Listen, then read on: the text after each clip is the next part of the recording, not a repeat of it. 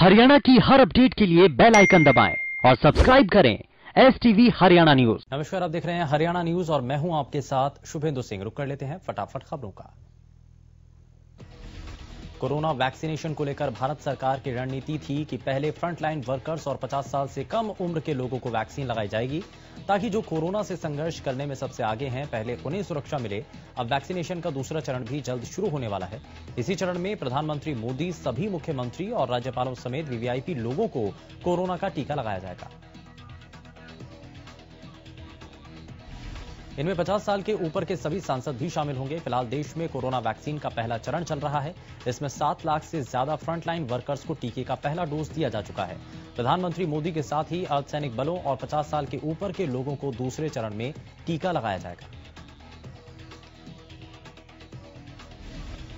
गणतंत्र दिवस की ट्रैक्टर रैली को लेकर चल रही दिल्ली पुलिस और किसानों के बीच की बैठक खत्म हो चुकी है। किसानों का कहना है कि पुलिस ने उन्हें दिल्ली में घुसने से इनकार किया, जबकि किसान दिल्ली में रैली निकालना चाहते हैं। पुलिस की ओर से केएमपी एक्सप्रेस वे पर छोटी रैली निकालने का ऑप्शन दिया गया, जिसे किसानों ने ठुकरा दिया। किसान नेताओं का कहना है कि वो अंतिम निर्णय किसान संगठनों की बैठक में ही लेंगे। हजारों ट्रैक्टर अलग अलग इलाकों से दिल्ली के लिए कूच कर चुके हैं। टीकरी बॉर्डर पर हरियाणा किसान संगठनों ने बैठक की। इस बैठक में हरियाणा संयुक्त किसान मोर्चा का गठन किया गया, जिसका अध्यक्ष गुरनाम सिंह चढ़ूनी को बनाया गया। बैठक में कृषि कानूनों पर प्रस्ताव पास हुए।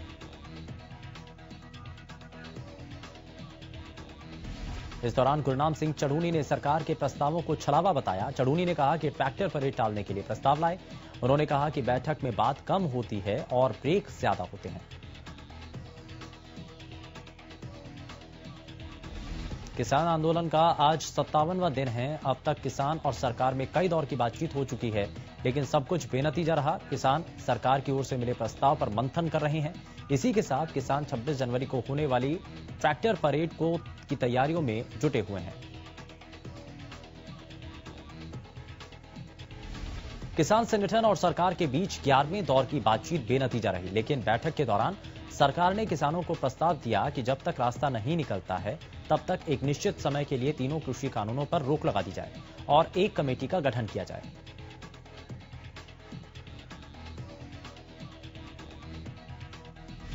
अपने प्रस्ताव में सरकार ने यह भी कहा कि कृषि कानूनों पर रोक की अवधि के दौरान बनाई जाने वाली कमेटी में सरकार और किसानों के प्रतिनिधि शामिल होंगे। यह कमेटी तीनों कृषि कानून पर लोगों का पक्ष सुनकर रिपोर्ट तैयार करेगी, जिसके आधार पर कृषि कानूनों का भविष्य तय किया जाएगा।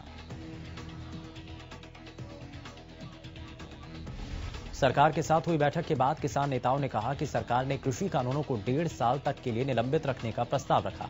हमने इसे खारिज कर दिया, लेकिन यह प्रस्ताव सरकार की तरफ से आया, जिस पर किसान संगठन बैठक कर मंथन करेंगे। बैठक में शामिल हुए किसान नेताओं का यह भी कहना है कि सरकार ने तीनों कानूनों को आपसी सहमति से निर्धारित समय तक निलंबित करने और समिति गठित करने के सिलसिले में उच्चतम न्यायालय के समक्ष एक हलफनामा देने का प्रस्ताव भी रखा। साथ ही किसानों ने यह भी कहा कि सरकार बैकफुट पर है और झुकने के लिए आधार बना रही है।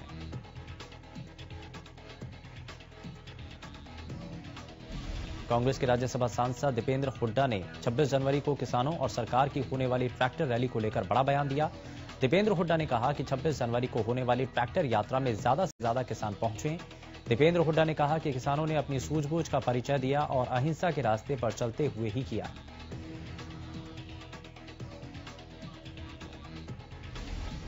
उन्होंने कहा कि कैमला में जो भी घटना हुई उसके लिए मुख्यमंत्री मनोहर लाल जिम्मेदार हैं। दीपेंद्र ने कहा कि एक तरफ तो समझौते के लिए बात चल रही है और दूसरी तरफ उन्हीं कानूनों को लेकर रैली की जा रही है, जबकि किसानों ने पहले ही कह दिया था कि वो इसका विरोध करेंगे। दीपेंद्र ने कहा कि जिस तरह से किसानों के खिलाफ मामले दर्ज किए गए उसकी निंदा करता हूं। दीपेंद्र हुड्डा ने अनिल विज को लेकर कहा कि मैं उनको सीरियसली नहीं लेता, क्योंकि वो एक मजाकिया टाइप की बात करते हैं, लेकिन एक बात तय है कि हरियाणा सरकार अहंकार और घमंड में चूर है और पूरी तरह से किसान विरोधी है।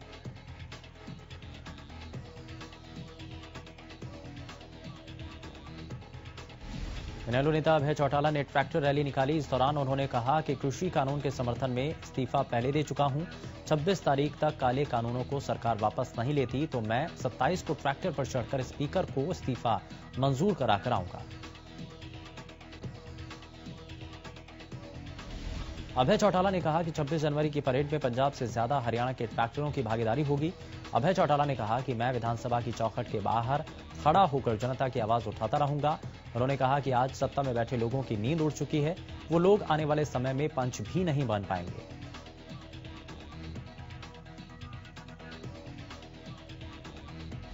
कृषि कानूनों के खिलाफ किसानों का धरना जारी है। टिकरी बॉर्डर पर एक किसान बैलगाड़ी पर सवार होकर बॉर्डर पर आया।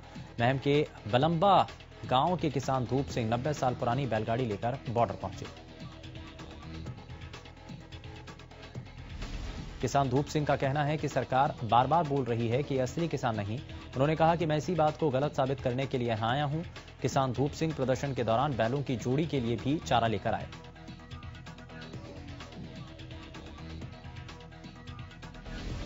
22 जनवरी को सरकार और किसानों के बीच 12वें दौर की बैठक होगी। वहीं दूसरी तरफ किसानों ने 26 जनवरी की पूरी तैयारियां कर ली हैं। ट्रैक्टरों पर तिरंगा झंडा लगाकर ढांसा बॉर्डर पहुंचे। किसान यूनियन के महासचिव डंपी पहलवान ने कहा कि हम कानून के दायरे में रहते हुए दिल्ली की तरफ जाएंगे और सरकार जब तक हमारी मांगे नहीं मानेगी, हम लोग इसी तरह डटकर खड़े रहेंगे। जब तक कानून वापसी नहीं होते, तब तक हर वापसी नहीं होगी।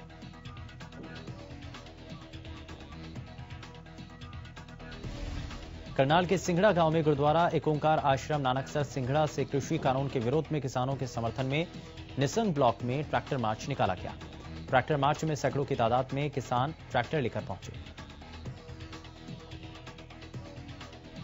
ट्रैक्टर मार्च में शामिल होने किसानों ने कहा कि 24 जनवरी को नानकसर सिंघड़ा में हजारों की तादाद में ट्रैक्टरों के साथ दिल्ली के लिए कूच करेंगे और 26 जनवरी को होने वाली परेड में शामिल होंगे। कृषि कानूनों को रद्द करने की मांग को लेकर किसान बॉर्डर पर डटे हैं। वहीं किसानों को चौतरफा समर्थन मिल रहा है। इसी कड़ी में गोहाना में सर्व कर्मचारी संघ से संबंधित सभी विभागीय यूनियनों के सदस्य कुंडली बॉर्डर के लिए रवाना हुए। इस दौरान उन्होंने कहा कि सर्व कर्मचारी संघ किसानों के समर्थन में है और जब तक सरकार किसानों के खिलाफ 3 काले कानून वापस नहीं लेती, आंदोलन जारी रहेगा। आपको बता दें कि सर्व कर्मचारी संघ ने सीटू के साथ मिलकर सभी बॉर्डर पर अपने मेडिकल कैंप चला रहे हैं। दक्षिणी हरियाणा में विकास और रोजगार के नए द्वार खोलने की दिशा में राज्य सरकार ने तेजी से काम करना शुरू किया। इसी कड़ी में प्रदेश के उप मुख्यमंत्री दुष्यंत चौटाला ने महेंद्रगढ़ जिले के नांगल चौधरी में प्रस्तावित उत्तर भारत के बड़े मल्टी मॉडल लॉजिस्टिक हब के निर्माण कार्य शुरू करने के बारे में अधिकारियों के साथ मंथन किया और दिशा निर्देश भी दिए।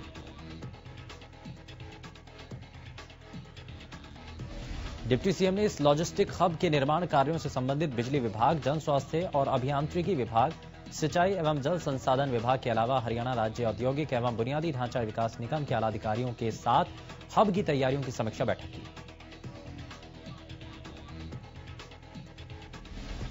उन्होंने सभी विभागों के प्रस्तावित निर्माण कार्य के नक्शे के माध्यम से अवलोकन किया और बारीकी से अध्ययन करने के बाद अधिकारियों को टाइमलाइन देते हुए इस अवधि में सभी औपचारिकताएं पूरी करने के लिए निर्देश दिए।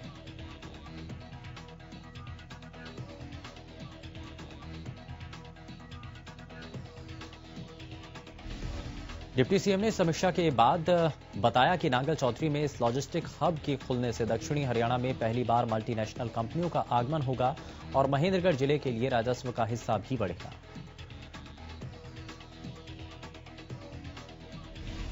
गणतंत्र दिवस समारोह के सफल आयोजन के लिए तैयारियां जोरों पर हैं। तैयारियों का जायजा लेते हुए गोहाना एसडीएम ने संबंधित अधिकारियों को जरूरी दिशा निर्देश दिए। उन्होंने कहा कि कोरोना के चलते गणतंत्र दिवस समारोह में लोगों की संख्या सीमित करने का फैसला लिया गया।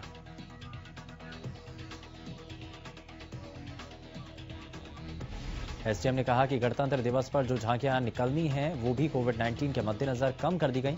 स्कूल के बच्चों को भी कम बुलाया गया है।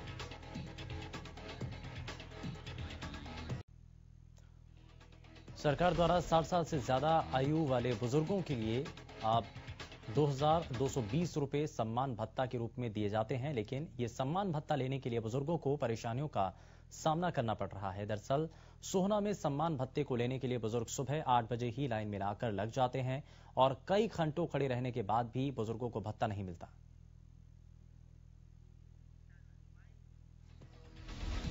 इस दौरान कई बुजुर्ग तो कमजोरी और वृद्ध होने के कारण गिर भी जाते हैं। पूरे मामले को लेकर पोस्ट मास्टर कमरुद्दीन ने बताया कि सोहना पोस्ट ऑफिस में करीब 4000 बुजुर्ग भत्ता लेने के लिए आते हैं।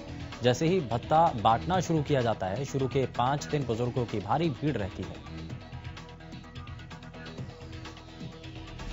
प्रदेश में कोरोना के आंकड़ों में गिरावट लगातार जारी है। बीते 24 घंटे में 105 नए मरीजों की पुष्टि हुई। गुरुग्राम में 16, फरीदाबाद में 18, पंचकुला में 18, अंबाला में 6 नए मामले बीते 24 घंटे में सामने आए।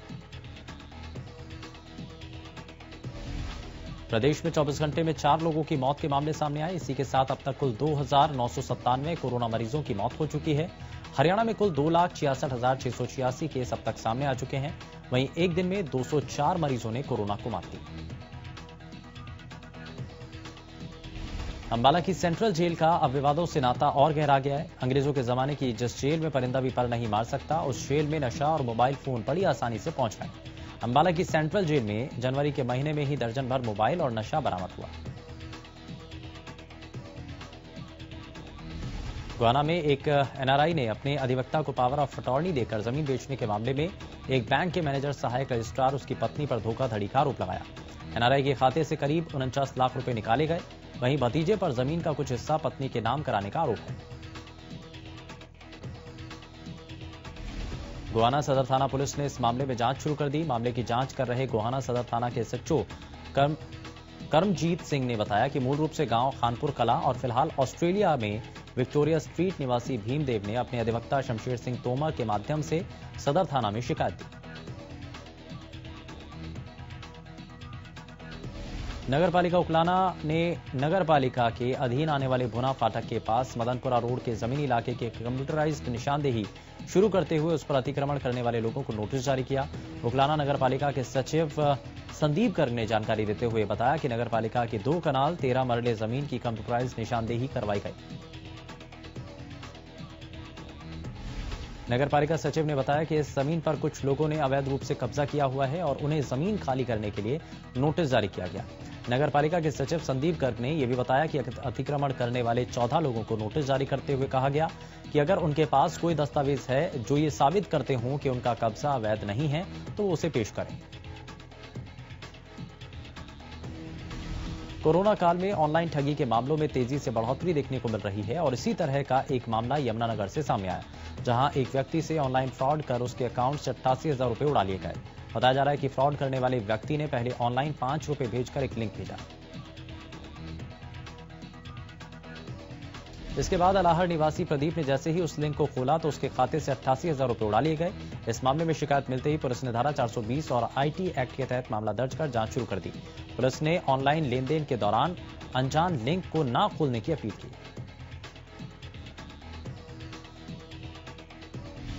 सिरसा के रानिया रोड पर दिन दहाड़े एक युवक स्कूटी सवार लेकर के फरार हो गया। दरअसल स्कूटी सवार मिठाई की दुकान से मिठाई ले रहा था और इस दौरान एक युवक की नजर उसकी स्कूटी पर पड़ी, जिसके बाद युवक बड़े ही शातिर तरीके से स्कूटी लेकर फरार हो गया।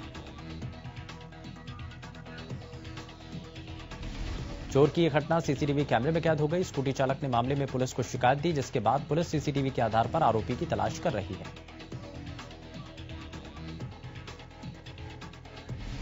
सोनीपत की पुलिस लाइन में 2 सिपाहियों के क्वार्टर के ताले तोड़कर चोरी किए जाने की वारदात सामने आई। दोनों सिपाही लोअर स्कूल कोर्स के लिए मधुबन गए थे। उनके परिवार के सदस्य भी क्वार्टर पर नहीं थे। पुलिस ने चोरी का मुकदमा दर्ज कर लिया है। 3 दिन में पुलिस लाइन में चोरी की तीसरी वारदात सामने आई।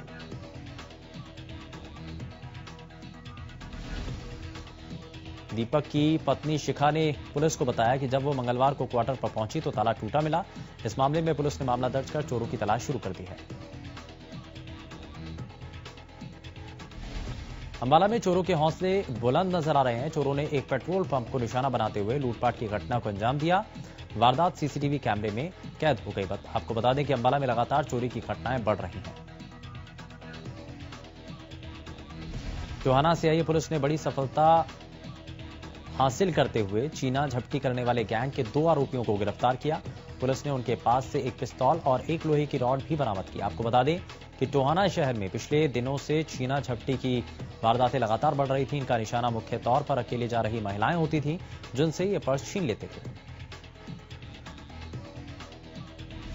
डीएसपी टोहाना विरम सिंह ने बताया कि पकड़े गए आरोपियों ने टोहाना में 5 छीना झपटी की वारदातों को अंजाम दिया था। इनके द्वारा की गई अलग अलग वारदात में इन्होंने सोहाना के विभिन्न क्षेत्रों में महिलाओं से इनसे छीना झपटी की थी, जिससे महिलाओं की नकदी और जेवरात, उनका फोन शामिल है। दोनों आरोपी की पहचान गांव कालवान के विक्रम और राम मेहर के रूप में हुई है। डीएसपी टोहाना ने बताया कि दोनों आरोपी नशे के आदी हैं, जो नशे की पूर्ति के लिए ऐसी वारदात को अंजाम देते थे। पुलिस ने मौके से आरोपियों से बिना नंबर की एक मोटरसाइकिल, एक पिस्तौल बरामद की। बरवाला में हिसार चंडीगढ़ रोड पर एक अजीब वाकया हो गया। यहां एक सांड 2 मंजिल मकान की छत पर चढ़ गया। मकान मालिक ने बताया कि सांड ने बिनौला खा लिया था, जिसके बाद वो छत पर चढ़ गया।